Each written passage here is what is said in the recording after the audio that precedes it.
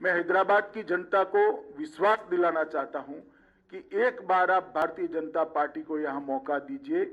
हम सारे illegal construction जो पानी की निकास के मार्ग में है उसको हटाकर कभी भी हैदराबाद के अंदर पानी भरे ऐसी स्थिति नहीं रहने देंगे।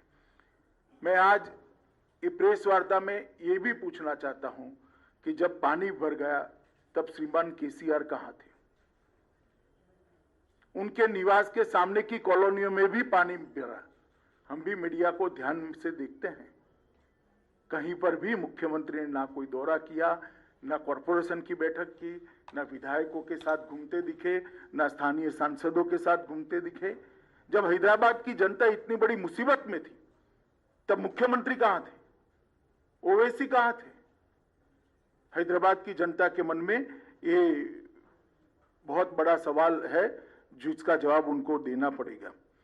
मित्रों, हम वादा करते हैं कि गुड गवर्नेंस को हम हैदराबाद के अंदर जमीन पर उतारेंगे और हैदराबाद को विश्व का आईटी हब बनाने की दिशा में सभी अनुरूप कदम उठाए जाएंगे।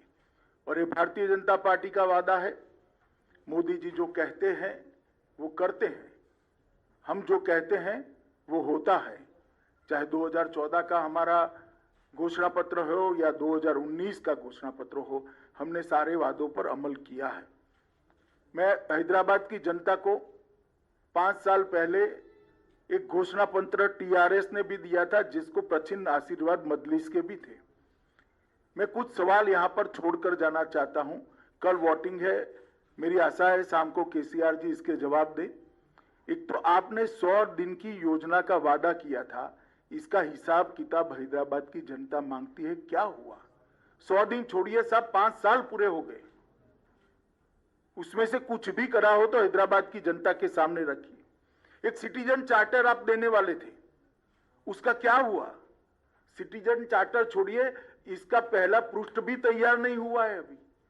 और रोजमर्रा के काम के लिए, गटर की सफाई के लिए, रोड की सफाई के लिए, रोड की स्ट्रीट लाइट के लिए हैदराबाद की जनता धक्के खा रही है।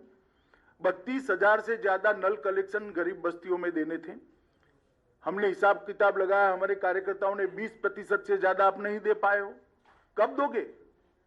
वादा तो 5 साल का था। गरीबों के लिए 1 लाख घर बनाने थे, 1100 से ज्यादा नहीं बना पाए, जबकि मोदी जी ने 1,35,000 गरीबों के घर के लिए तेलंगाना को पैसा मुहैया करा है, मगर आप इंप्लीमेंट नहीं कर पाते हो। आपके फार्म हाउस से बाहर निकलकर सचिवालय में आओगे तभी तो शायद कभी इंप्लीमेंटेशन होगा। भूसी नदी के साथ साथ 42 किलोमीटर का 6 लेन रोड बनाना था। मेरा सभी मीडिया वालों को निवेदन है कि आपकी वैन जरा भूसी नदी के किनारे किनारे घुमाकर वो 6 लेन का रोड हैदराबाद की जनता को एक बार दिखा दीजिए जरा। हैदराबाद की जनता श्रीमान आपसे पूछती है कि वादों का क्या हुआ? 15 डंप यार्ड बनाने थे, एक डंप यार्ड का बोर्ड भी तो दिखा दीजिए। कहां गए वो 15 डंप यार्ड? 4 प्रेक्षागृह रविंद्र भारती की तर्ज पर आप बनाने वाले थे, क्या हुआ? 10,000 करोड़ की एक योजना लेकर आए थे आप, कहां गया 10,000 करोड़? कब खर्च किया? म्युनिसिपल कॉर्पोरेशन के बजट का योग भी बना ले तो इतना नहीं होता है।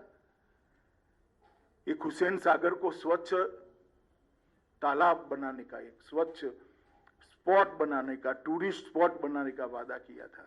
मैं अभी अभी हुसैन सागर के पास से आया हूं, आप हर रोज जाते हैं, मैं इसके बारे में कोई और टिप्पणी नहीं करना चाहता। गांधी और उस्मानिया हॉस्पिटल की तर्ज पर 4 नए अस्पताल बनाने थे, हमें तो दिखाई नहीं दिए। मोदी जी ने एम्स में मेडिकल कॉलेज दिया, मजदूरों की जो अस्पताल है इसमें भी मेडिकल कॉलेज दिया और अस्पतालों को कंप्लीट करने का काम मोदी जी ने किया। अरे साहब, वो तो छोड़िए, आपने कुछ नहीं किया। मोदी जी ने एक आयुष्मान भारत योजना लाए हैं जिसमें हैदराबाद के अर्बन गरीब के लिए 5 लाख रुपए की पूरी हेल्थ का खर्चा भारत सरकार उठाने वाली है। आपने पॉलिटिकल रीजन से मोदी जी हैदराबाद में लोकप्रिय हो जाए इसलिए उसका भी इंप्लीमेंटेशन नहीं किया और हैदराबाद के गरीब को आपने 5 लाख रुपए के स्वास्थ्य योजना से महरूम रखा है। आज हैदराबाद में कोई भी गरीब बीमार पड़ता है तो उसको 5 लाख रुपए की दवाई नहीं मिलती, ऑपरेशन नहीं करा पाता, अपने बूढ़े माँ बाप का, अपने छोटे बच्चे का इलाज नहीं करा पाता। क्या बिगाड़ा है इन लोगों ने? मोदी जी की पॉपुलैरिटी तो वैसे ही केसीआर साहब होने वाली है। भारतीय जनता पार्टी की सरकार ने हैदराबाद और तेलंगाना के लिए काफी कुछ किया है। हैदराबाद मेट्रो प्रकल्प 16,000 करोड़ की लागत से, जिसको 30 किलोमीटर लंबा बनाया, इसका उद्घाटन प्रधानमंत्री जी ने ही किया। प्रतिष्ठित शैक्षणिक संस्थानों की स्वीकृति की 4 बनाए हैं। Biodiversity research centre Hyderabad, centre for innovation for defence excellence Hyderabad, ऐसे 4 बनाए हैं। 40,800 करोड़ की इंफ्रा योजनाओं की घोषणा हम पहले ही कर चुके हैं, जिसमें हैदराबाद बेंगलुरु राजमार्ग, हैदराबाद विजयवाड़ा राजमार्ग, शहरी क्षेत्र के विकास के लिए अमृत मिशन लाया। ग्रेटर हैदराबाद नगर निगम में 3.30 करोड़ मूल्य के 2 पार्क विकसित किए गए। जीएचएमसी की लिए क्रेडिट रेटिंग की पूरी करने के लिए हमने इनिशिएटिव लिया। सबसे बड़ी बात हैदराबाद शहर के गरीबों के लिए, अभी अभी कोरोना काल के बाद Modi ji PM street vendor योजना लेकर आए। ये पीएम स्ट्रीट वेंडर योजना गरीब रेडी वालों के लिए है, और मुझे कहते हुए आनंद होता है कि सबसे ज्यादा पीएम स्ट्रीट वेंडर योजना का फायदा अगर किसी एक राज्य को मिला है तो तेलंगाना को मिला है। 3 लाख लोगों को पीएम स्ट्रीट वेंडर योजना के तहत लोन देने का काम किया गया, और सबसे ज्यादा किसी बड़े शहर में दिया गया है तो हैदराबाद को दिया गया है। 30,000 से ज्यादा पीएम स्ट्रीट वेंडर के लोन दिए गए। लगभग और 72 किलोमीटर लंबी रेल परियोजना मेट्रो की लागू हो रही है।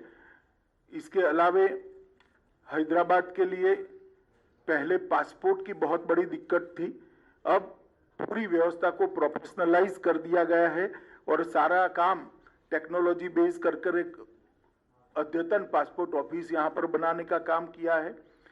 और इसके साथ साथ हैदराबाद के अंदर ये आईटी का बड़ा हब है। देश भर के युवाओं के लिए मोदी जी ने ढेर सारे योजनाएं और ढेर सारे प्लेटफॉर्म उपलब्ध कराए हैं। इसका परिणाम है कि दुनिया भर में आर्थिक संकट है, मगर एफडीआई सबसे ज्यादा भारत में है। एफआईआई इनफ्लो भी नवंबर में रिकॉर्ड जगह पे पहुंचा है। आईटी सेक्टर का इन्वेस्टमेंट जो हो रहा है, इसका सबसे बड़ा फायदा हैदराबाद को हो रहा है। हमने देखा है कि हैदराबाद में भारत की योजना और प्रधानमंत्री जी के सबसे संपर्क से कई बड़ी बड़ी कंपनियां आकर्षित होकर यहां पर अपना इन्वेस्टमेंट किया है, और मेक इन इंडिया की चमक भी हैदराबाद के अंदर बढ़ी है। मोदी जी ने एक बहुत बड़ा रिफॉर्म किया है। अब न केवल वर्क फ्रॉम होम, इसकी जगह वर्क फ्रॉम एनीवेयर के लिए रास्ता खुला है, और इसका सबसे बड़ा फायदा हैदराबाद के युवाओं को होने वाला है, जो आईटी प्रोफेशनल है उनको होने वाला है। ये मिनी भारत है। भारत भर के युवा यहां आते हैं, इनको वर्क फॉर होम की साथ साथ वर्क फ्रॉम एनीवेयर, ये योजना का सबसे बड़ा फायदा अगर किसी एक शहर के युवाओं को होना है तो वो हैदराबाद को होना है। स्टार्टअप के लिए भी बहुत ध्यान दिया गया है। ढेर सारी प्रायोरिटी में डिटेल में जाना नहीं चाहता, मगर स्टार्टअप को मोदी जी ने खुद एक थ्रस्ट देकर एक नए उद्यमियों के लिए एक बहुत बड़ा प्लेटफॉर्म तैयार किया है। इसका भी सबसे बड़ा फायदा हैदराबाद को होने वाला है। स्टार्टअप्स के लिए व्यापार में आसानी हो, इसके लिए एक नया बिजनेस फ्रेंडली इकोसिस्टम तैयार कर बहुत तेजी से इस पर आगे बढ़े हैं। ईज ऑफ डूइंग बिजनेस के अंदर भारत ने ग्लोबल रैंकिंग में बहुत बड़ी जंप लगाई है, और इसके साथ साथ इनोवेशन इंडेक्स में भी हमारी रैंकिंग बहुत बेहतर हुई है। मित्रों, ये सबके कारण हैदराबाद जो मिनी भारत है, मिनी इंडिया है, इसके युवा प्रोफेशनल्स को बहुत, उनके लिए एक क्षितिज बहुत बड़ी खुली है और इसका फायदा हो रहा है। मित्रों, मैं अंत में इतना ही कहना चाहता हूं कि मेरे साथ हमारे प्रदेश का नेतृत्व बैठा है।